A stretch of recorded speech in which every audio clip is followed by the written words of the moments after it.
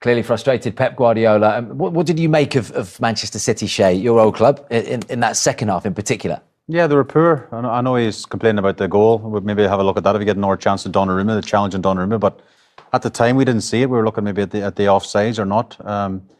He sounds frustrated in his interview after, and I think maybe that's to do with the second half performance. The first half, I think City were really good, and we showed the chances at half time. But second half, they didn't really perform well at all, I don't think.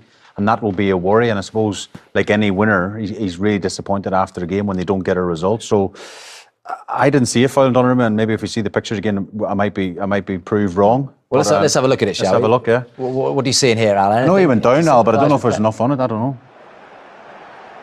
No. I think they got away with one when Liverpool scored one against them a couple of weeks ago and it was disallowed.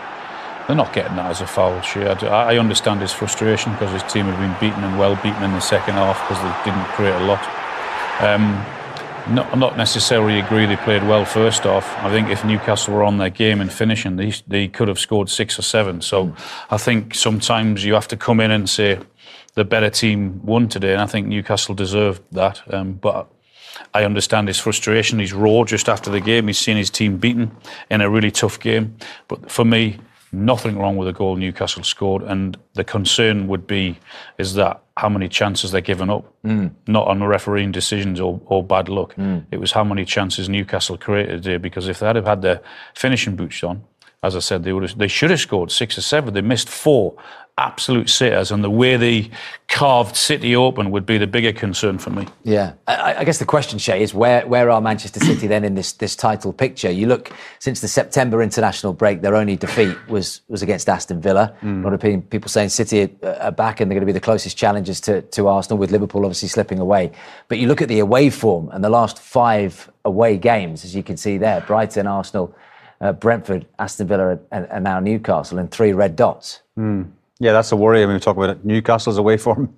That doesn't make good reading if you're a City fan either. You know, away from home has not been good enough. And again, Al makes a good point about the amount of chances they give up.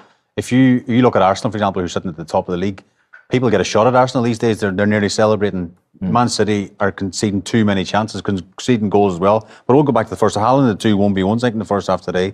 Foden had an absolute sitter in the first half. So goals do change games, and Newcastle had their fair share of chances as well. But the amount of chances they give up, you know, if you're a team that's going to win the league, they have to be more solid at the back. I mean, Donnarumma made some big saves today as well to keep them in the game. So we have gone a good run, and you think they're back to their best. But then again, you know, they don't take the chances. They concede too many chances, and of course goals as well. And we all know Newcastle under the lights is a really tough place for any away team to go.